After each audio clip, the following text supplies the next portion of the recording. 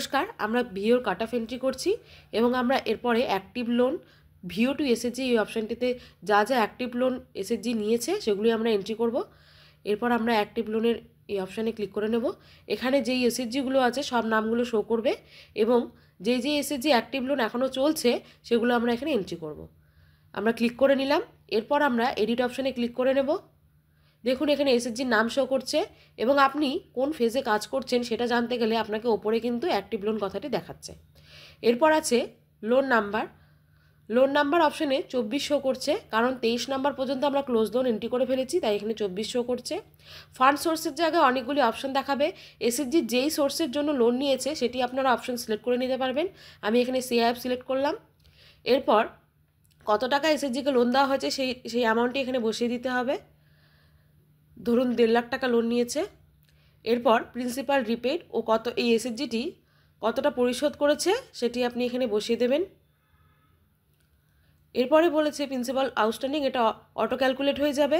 এরপর আছে principal overdue, যদি এই এসএসজি কোনো রকমের কিস্তি দিতে দেরি করে তাহলে আমরা ওভারডিউ বসাবো, নাহলে এটা দরকার নেই কারণ এখানে স্টার মার্কিং নেই। এরপরের অপশান আছে এক্সিস্টিং ইন্টারেস্ট রেট, এখানে আমরা 9% বসিয়েছি কারণ আমাদের এখানে 9%ই নেওয়া হয়। যদি আপনাদের এখানে এর থেকে বেশি বা কম নেওয়া হয় সেটা আপনারা এখানে বসিয়ে দিতে পারেন কারণ এটি এডিট মোডে আছে।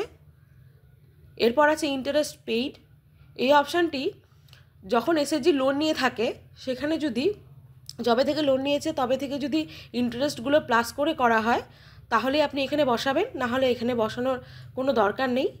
ইন্টারেস্ট পেইড এখানে কোনো দরকার নেই বসানোর। এরপর আছে ইন্টারেস্ট ওভারডিউ, যেহেতু এটা স্টার মার্কিং নেই আর ইন্টারেস্ট ওভারডিউ আমি এখানে সেজন্য বসাবও না কারণ ইন্টারেস্ট ওভারডিউ আমি রাখিনি, যদি থেকে থাকে তাহলে বসাবেন।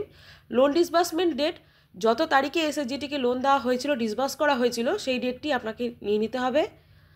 আমি ডেটটি ক্যালেন্ডার থেকে নিয়ে নিচ্ছি, ডেটটি নিয়ে নিলাম।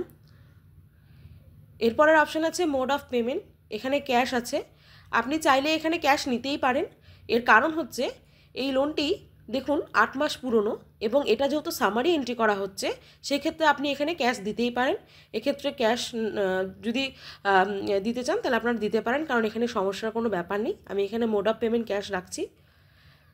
এরপরে আছে রিমেইনিং পিরিয়ড, কত মাস এখনও বাকি আছে লোন শোধ করতে সেই মাসটি আপনি বসিয়ে দেবেন। আমি 20 মাস বাকি আছে সেটা বসিয়ে দিচ্ছি এবং দেখুন ইনস্টলমেন্টটা অটো ক্যালকুলেট হয়ে গেল এবং রিপেমেন্ট ফ্রিকোয়েন্সি মান্থলি যেহেতু হয় আপনি করে নিলাম এবং আমরা সেভ করে নেব।